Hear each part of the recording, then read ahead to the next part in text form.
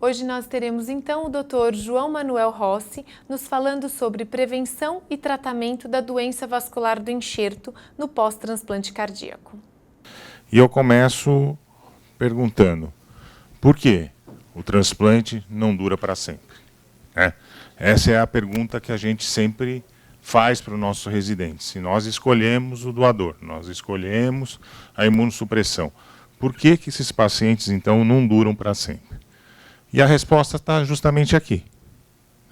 Alguns de vocês já sabem o que é isso, e o tema da aula é sobre isso mesmo, mas uma das principais problemas que nós temos hoje no transplante é justamente a doença vascular do enxerto, que ela tem uma incidência crescente, chegando a 50% ao longo de 10 anos. E ela é um dos fatores mais impactantes na sobrevida dos nossos pacientes. Aqui mais uma vez para mostrar para vocês que ainda ela é importante, sim, por volta de 50%, mas quando a gente vê as décadas, ela está tendendo a ter uma diminuição em relação a 2017, em relação a 2004, mostrando que existe essa diferença, porque o N é muito grande, mas se a gente for ver, é praticamente a mesma incidência. Em relação à patogênese, a gente sabe que os estudos iniciais de autópsia mostraram que isso aí era uma vasculopatia progressiva muito rápida, epicárdica, e ela era paralela ao tempo crescente do transplante, ou sempre. Ela era mais grave conforme era o tempo do transplante, e também tinha uma relação muito grande com o número e a gravidade dos episódios de rejeição anteriores. Isso já nos primeiros estudos. E ao contrário das placas ateromatosas, elas tendem a ser excêntricas, focais, têm cálcio, afetam os vasos mais proximais, e além de alterar a lâmina elástica interna, enquanto a doença vascular de enxerto, ela vai de uma maneira mais difusa, concêntrica, ela não interrompe a lâmina elástica interna e geralmente são desprovidas de cálcio. Então essas seriam as duas diferenças importantes da patogênese. Do ponto de vista de etiologia, multifatorial, e ela é mediada por fenômenos imunológicos e não imunológicos, e ao contrário, como a gente disse da placa aterosclerótica, elas afetam a íntima, a média, a adventícia de artérias e veias também. A gente não está só falando de artérias. Importante que esse fenômeno ele acontece em qualquer transplante de órgão sólido, não é só o coração. E outras lesões também podem estar na combinação. Eu posso ter aterosclerose, posso ter uma vasculite, posso ter doença vascular de enxerto, tudo associado. E a resposta àquelas três figuras que eu mostrei está aqui, É um slide bem antigo e bem utilizado, onde aqui eu vou ter uma aterosclerose típica, aqui eu vou ter a doença vascular do enxerto, e isso é representado justamente do ponto de vista anatômico por esse espessamento da íntima, com uma oclusão quase total dos vasos e artérias, mostrando que isso acontece do vaso menor para o vaso maior. E por isso que é muito difícil, às vezes, a gente fazer o diagnóstico precoce. E isso é justamente para mostrar. Essa aqui é uma tomografia de coronárias, essa aqui é uma cinecoronariografia.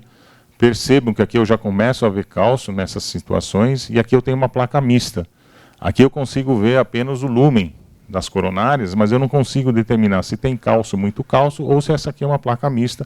É uma das vantagens hoje da tomografia coronária. Do ponto de vista fisiopatológico, existe o reconhecimento pelo hospedeiro no endotélio do agaliado doador. Eu vou ter ativação das células T, eu vou ter uma expressão, um aumento das citocinas.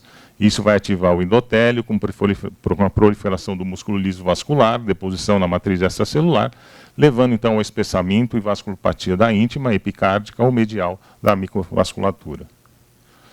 Dentre os mecanismos imunológicos que a gente começou a falar, é que existe, desde os primeiros exames, ela começou a se chamar de rejeição crônica. Então, muitas vezes o pessoal fala, é uma rejeição crônica, e na verdade ele está falando de doença vascular do enxerto, onde o sistema imunológico adquirido, inato, eles vão interagir para perpetuar esse padrão inflamatório e lesão vascular crônica. Eles estão sempre trabalhando, principalmente as células dendríticas hospedeiras, que vão continuar a pesquisar, internalizar, vão apresentar o alantígeno, incluindo os peptídeos do MHC, transmitidos pelo doador.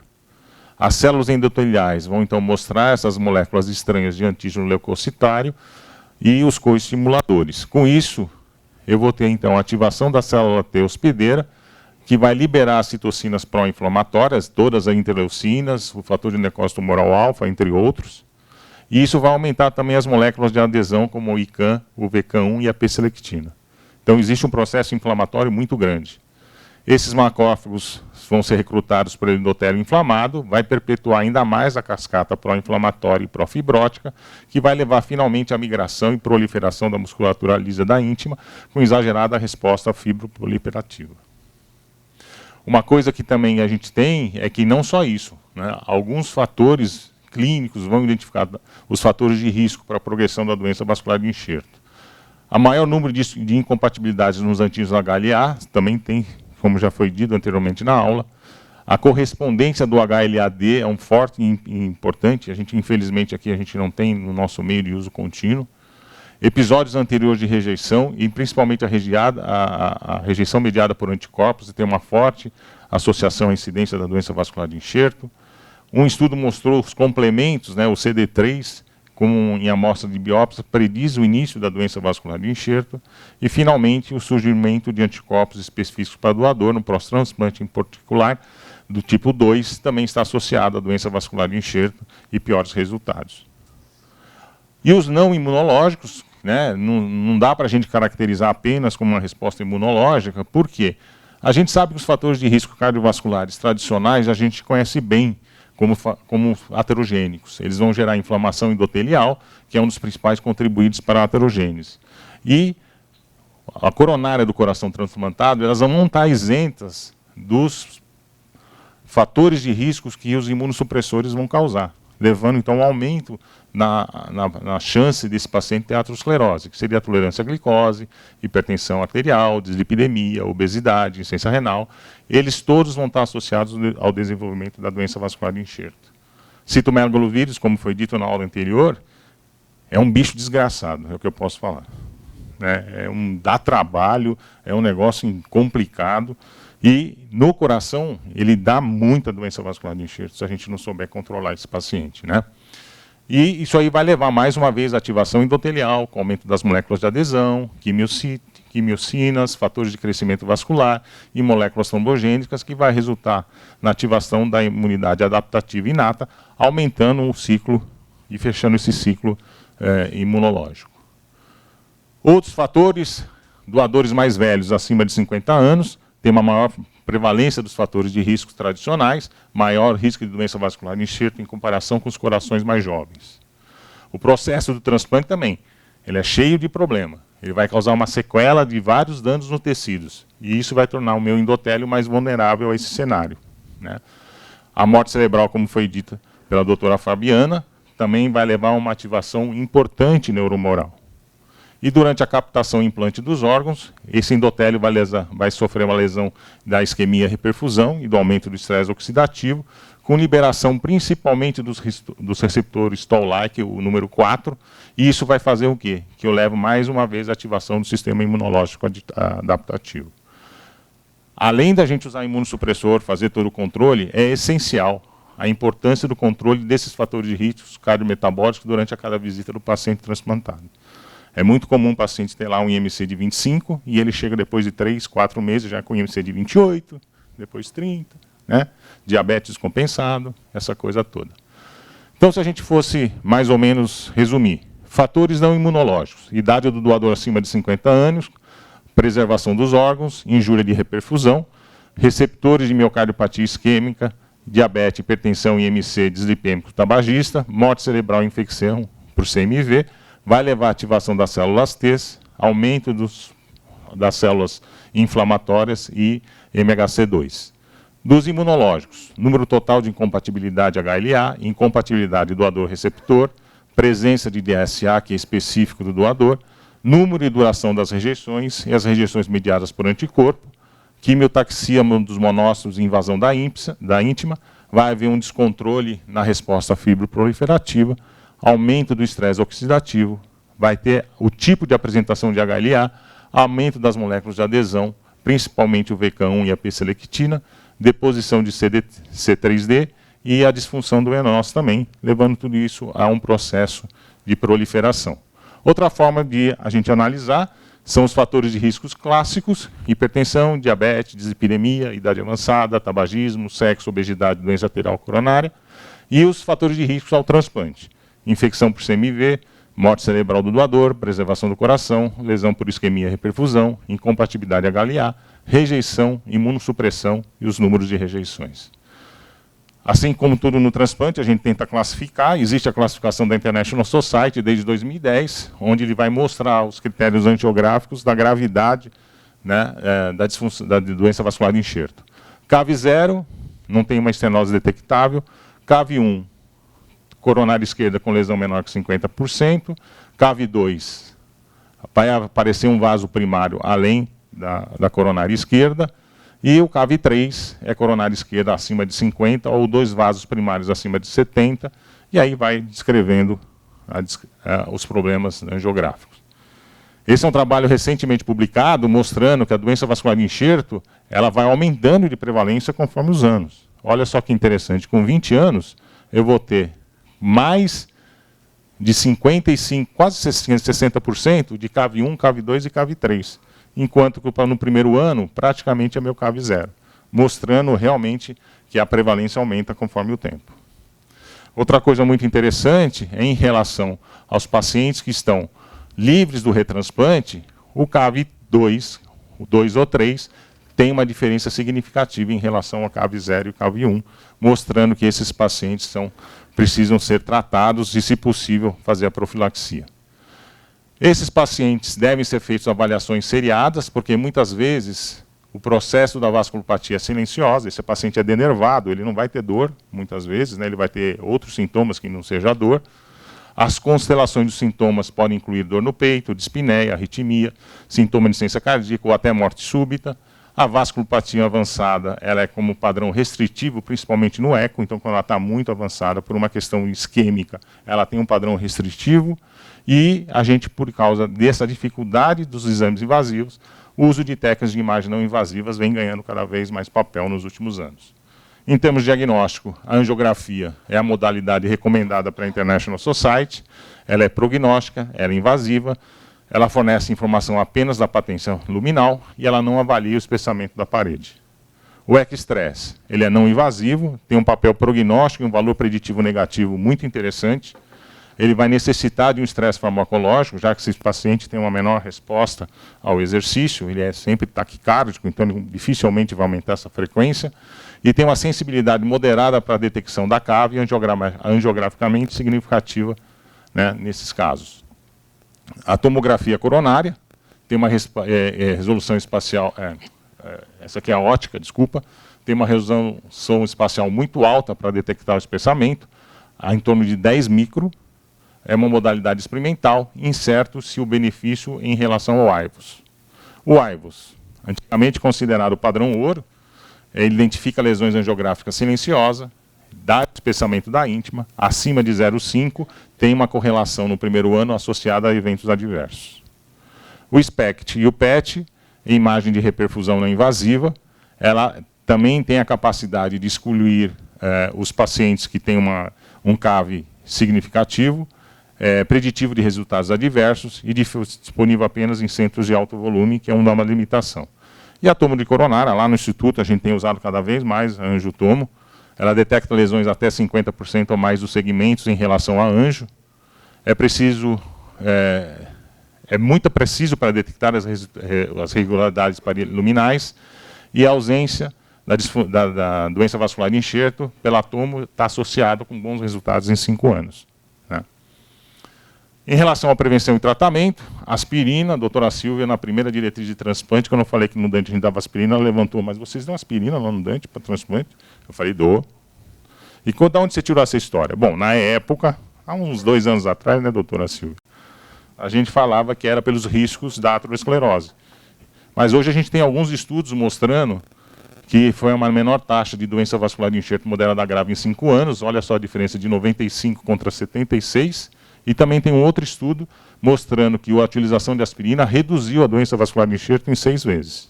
Tá? As estatinas, o estudo referencial de Kobayashi, onde ele usou a pravastatina, e também reduziu a doença vascular de enxerto. Depois, 2 estudos e uma meta-análise mostrou realmente o papel das estatinas na prevenção e tratamento, principalmente na prevenção da doença vascular de enxerto. Boscoladores dos canais de cálcio, Schroeder usou o diltiazem, é o estudo mãe, né, que mostrou que a gente deve utilizar antes, começar já antes ou logo após o transplante. Em relação aos vasodilatadores, os IECAs vem ganhando cada vez mais espaço na sua indicação como proteção da função endotelial, principalmente quando associados aos bloqueadores dos canais de cálcio, né? E isso vem mostrando realmente, talvez, uma melhora aí. E as vitaminas, principalmente a vitamina E e a vitamina C, algo muito de muita controvérsia, porque o estudo foi mal feito, era um estudo que não tinha endpoint clínico, mas isso fez com que durante muito tempo se associava a vitamina D à vitamina E, porém, na análise aqui, no segmento publicado recentemente de 10 anos, numa intenção de tratar, mostrou que houve redução de infarto, intervenção coronária percutânea e morte, foram menores nos grupos da vitamina versus placebo, né? Uma coisa muito discutível. Em relação aos imunossupressores, os sirolimus e everolimus, eles vão dificultar a proliferação do músculo, da musculatura lisa vascular e do fibroblasto. Os estudos randomizados em receptores mostraram redução na incidência e na progressão da doença. Houve um boom muito grande até 2010, se acreditava muito que isso era verdade. Porém, eles começaram a mostrar que os estudos, quando você fazia essa conversão acima de 2 anos, o benefício na redução da doença vascular de enxerto era praticamente zero. Então, isso mudou, inclusive, nossa diretriz, eu vou mostrar. Porém, o grande benefício que possa ter os inibidores da mTOR é os problemas dos efeitos colaterais. Principalmente aqueles com derrames pericárdicos, dificuldade de cicatrização, serosites e infecções bacterianas. É um problema muito sério se usar nos primeiros 3 meses. E a antimitóxica, a globulina antimitóxica, ela também está emergindo com uma terapia superior em termos de melhora de sobrevida a longo prazo, taxas reduzidas de rejeição e menor progressão. Porém, ela aumenta a infecção para variar. Toda vez que a gente faz alguma coisa a mais, a gente aumenta a chance de infecção. Esse, então, é a meta-análise mostrando o que foi publicado o ano passado, que mostra que a doença vascular recém-diagnosticada foi menor quando se utilizou o mTOR, um odds ratio de 0,39, e, porém, eles aumentaram o risco para CMV e também aumentaram o risco de rejeição celular aguda 6 vezes maior em relação ao microfenolato. É muito difícil a gente tratar isso. Em relação ao tratamento, a intervenção coronária percutânea, devido à natureza difusa, ela é considerada paliativa, é apenas para você esticar um pouquinho mais esse paciente. A cirurgia de revascularização é uma má opção de tratamento para esses pacientes com doença vascular de enxerto, com altas taxas de mortalidade, e devido à vasculopatia distal oculta, existe também, às vezes, uma cicatrização das feridas e infecções no pós-operatório. Sem dúvida nenhuma, o único tratamento definitivo para a doença vascular de enxerto é o retransplante. Porém, a gente sabe que a cada retransplante que você faz, você aumenta a mortalidade desses pacientes.